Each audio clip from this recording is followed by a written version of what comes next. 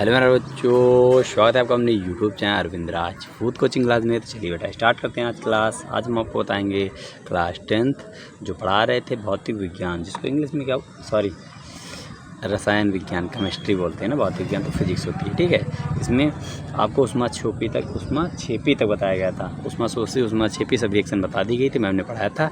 आज हम इसको पढ़ा रहे हैं। ठीक है, आज इसमें आपको बताएंगे विस्थापन अपक्रिया, द्विविस्थापन, रेडॉक्स, जितनी बची हुई आज इसी वीडियो में आपका चैप्टर कंप्लीट हो जाएगा। तो समय ना वेस्ट करते हुए स्टार्ट करते हैं बेटा आज की क्लास। विस्थापन अपक्रिया। देखिए विस्थापन अपक्रिया क्या होती है।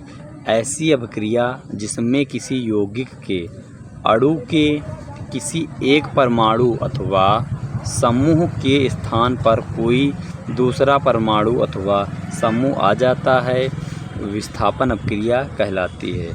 ठीक है बेटा, विस्थापन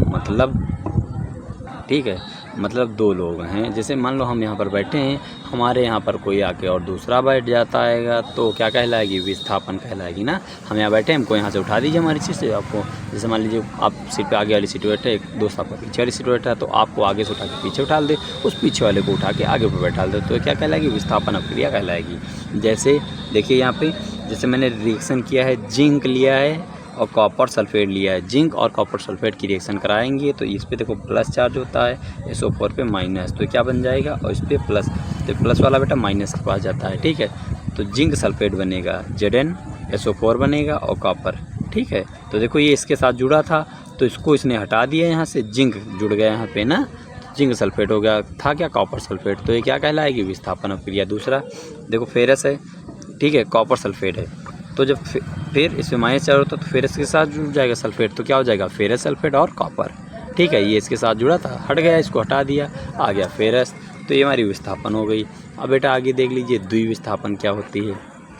द्विविस्थापन अपक्रिया वे अपक्रिया जिसमें अभिकारकों के बीच आयनों का आदान प्रदान होता है। आयनों का आदान प्रदान होता है, जो प्लस माइनस होते हैं उनको क्या बोलते हैं, आयनों का आदान प्रदान होता है। ठीक है, वो क्या कहलाती है, द्विविस्थापन अपक्रिया कहलाती है। जैसे sodium sulphate Na2SO4, sodium sulphate और बेरियम क्लोराइड, ठीक है, क्लोराइड BaCl2, तो क्या होगा, बेरियम क्लोराइड की क्रिया जब कराएंगे तो आदान प्रदान मतलब सोडियम के साथ में क्या जुड़ जाएगा, ये यानी क्लोरीन जुड़ जाएगा।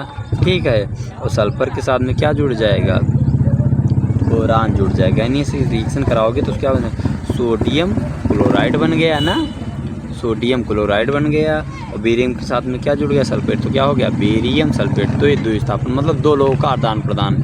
ठीक है, दो लोगों का इधर से उधर जाना क्या कहलाए, ये विस्थापन के विपरीत होती है ना, द्विविस्थापन। अब देखते हैं बेटा आगे। अब बेटा है आपकी उपचयन और अपचयन। ठीक है बेटा, पहले देखते हैं उपचयन, यहाँ पे गलत हो गया था, अपचयन था तो उपचयन कर दिया, ऊपर बना उपचयन अपक्रिया। ठीक है, उपचयन समझ देते हैं, समझ में तो आ ही गया होगा और आ भी जाएगा। क्या, ऐसी अपक्रियाएं जिसमें ऑक्सीजन की वृद्धि हो तथा हाइड्रोजन का त्याग हो, उसे उपचयन अपक्रिया कहते हैं। क्या बताया गया, जब हाइड्रोजन का जुड़ना, क्या बताया गया, ऐसी अपक्रिया जिसमें ऑक्सीजन की वृद्धि हो, मतलब ऑक्सीजन का जुड़ना और हाइड्रोजन का निकलना। ठीक है, ये हमारे क्या कहलाएगा, उपचयन कहलाएगा। ओके बेटा, ऑक्सीजन ऐड होगा यानी ऑक्सीजन की वृद्धि का मतलब बढ़ेगा और हाइड्रोजन घट जाएगा, और रिएक्शन क्या कहलाती है, उपचयन अपक्रिया कहलाती है। उदाहरण है, एग्जाम्पल देखिए, या उदाहरण एग्जाम्पल कोई भी बोलिए। मैग्नीशियम की क्रिया कराएंगे ऑक्सीजन के साथ तो क्या बनेगा, मैग्नीशियम ऑक्साइड बनेगा। क्या बनेगा, मैग्नीशियम ऑक्साइड बनेगा।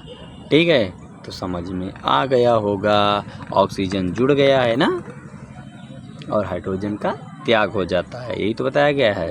ठीक है, तो क्या बन गया, मैग्नीशियम ऑक्साइड बन गया। ये हमारी कौन सी रिएक्शन कहलाती है, उपचयन अपक्रिया कहलाती है। यहाँ पे कॉपर है, ऑक्सीजन लिया तो क्या बन जाएगा, कॉपर ऑक्साइड बनेगा। क्या बनेगा बेटा, कॉपर ऑक्साइड बन जाएगा। ठीक है, और समझ में आया गया। उपचयन का उल्टा अपचयन होता है, हाइड्रोजन का जुड़ना ऑक्सीजन का निकलना। इसमें क्या होता है, ऐसी अपक्रिया जिसमें हाइड्रोजन की वृद्धि होती है, मतलब हाइड्रोजन जुड़ते हैं ऑक्सीजन निकलते हैं, तो क्या कहलाएगी, अपचयन अपक्रिया कहलाएगी। जैसे कॉपर की क्रिया हाइड्रोजन के साथ करा देंगे ना, कॉपर ऑक्साइड की क्रिया हाइड्रोजन के साथ करा देंगे, तो देखिए कॉपर हाइड्रोजन के साथ जुड़ जाएगा ना, ये कॉपर ऑक्सीजन, यही तो बताया गया, जिसमें हाइड्रोजन की वृद्धि होती है, हाइड्रोजन जुड़ जाएंगे और ऑक्सीजन क्या होगा, निकल जाएगा। तो देखिए कॉपर निकल गया ये ऑक्सीजन जुड़ गया ना, देखिए समझ में आया। ऐसी अब क्रिया फिर से बताते हैं जिसमें हाइड्रोजन जुड़ता है और ऑक्सीजन क्या होता है, निकलता है। ऑक्सीजन की कमी होती, तो यहाँ पे कॉपर के साथ ऑक्सीजन था तो यहाँ पे कमी आ गई ना बेटा, हाइड्रोजन जुड़ गया तो ये क्या बन जाएगा, कॉपर बन जाएगा, ये हमारा जल बन जाएगा। यहाँ पे कॉपर ऑक्साइड था तो ये क्या बन जाएगा, कॉपर, और ये जल बन जाएगा। ठीक है, ये हमारी अपचयन होती है। अब इसके बाद पढ़ेंगे रेडॉक्स अपक्रिया। कौन सी बेटा पढ़ेंगे, रेडॉक्स अपक्रिया। देखिए रेडॉक्स अपक्रिया, जिन अपक्रियाओं में उपचयन तथा अपचयन अपक्रिया साथ ही साथ होती हैं वो क्या कहलाती है, रेडॉक्स। जिसमें दोनों साथ में होती हैं। पहले वाले में मैंने क्या बताया था, ऑक्सीजन की वृद्धि होती है और हाइड्रोजन का त्याग होता है, मतलब ऑक्सीजन जुड़ते हैं हाइड्रोजन घटते हैं। दूसरे वाले में अपचयन में क्या होता है, हाइड्रोजन जुड़ते हैं ऑक्सीजन निकलते हैं। ठीक है बेटा, तो आगे देखते हैं उस रेडॉक्स अपक्रिया। ठीक है, देखिए कॉपर ऑक्साइड की क्रिया हाइड्रोजन के साथ कराई गई। ठीक है, यहाँ से क्या हुआ बेटा, अपचयन हो रहा है ना, अपचयन। अपचयन में क्या होता है, हाइड्रोजन जुड़ रहा है, यहाँ से ऑक्सीजन निकल गया तो ये हमारी अपचयन कहलाएगी। उपचयन में क्या होता है, इसका उल्टा ना, ऑक्सीजन जुड़ेगा हाइड्रोजन निकलेगा। ठीक है, तो ये हमारी क्या कहलाएगी, उपचयन अपक्रिया कहलाएगी। समझ में आ गया होगा बेटा। अब पढ़ते दैनिक जीवन में उपचयन अपक्रियाओं का प्रभाव। संक्षारण तो पता होगा बेटा क्या होता है, जैसे बारिश हो रही है, अब लोहा बाहर डाल दीजिए, उसमें जंग लग जाती है, वही संक्षारण कहलाता है। अब इसको साइंस की लैंग्वेज में पढ़ेंगे।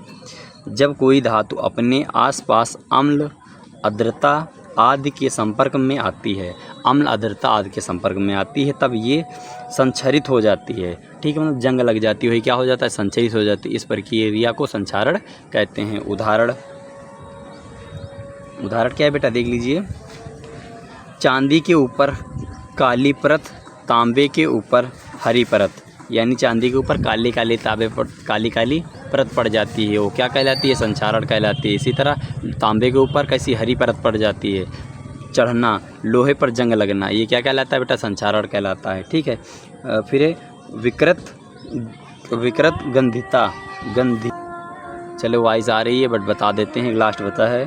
ठीक है, विकृत गंधिता, तेल व वसा के उपचयित हो जाने पर ये विकृत गंधी हो जाते हैं तथा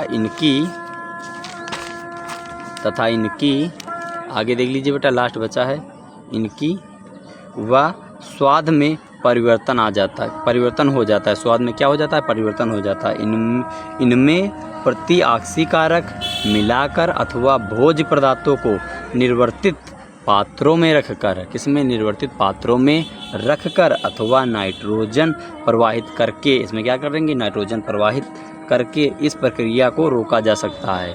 ठीक है, यानी जो ये होती है प्रक्रिया, इसको रोकने के उपाय बताए गए हैं। उदाहरण क्या है, आलू की चिप्स की थैलियों में नाइट्रोजन प्रवाहित करके उन्हें उपचयित होने से बचाया जा सकता है। मतलब जैसे उपचयित होने का मतलब समझ लीजिए, जैसे बेटा जो चिप्स खाते हैं, चिप्स का पैकेट आ जाए उसमें नाइट्रोजन गैस भरी होती है, अगर नाइट्रोजन गैस ना भरी हो तो नमी हो जाती है। कैसे हो जाते हैं, नम हो जाते हैं। ओके बेटा, अगर ये मेरी क्लास अच्छी लगी तो वीडियो को लाइक कीजिए, अगर चैनल पर पहली बार है तो सब्सक्राइब कीजिए, साथ में कमेंट कर जरूर बताएं आपको वीडियो कैसी लगी। तो बेटा मिलते हैं नेक्स्ट क्लास में। वीडियो देखने के लिए धन्यवाद। Thanks for watching this video.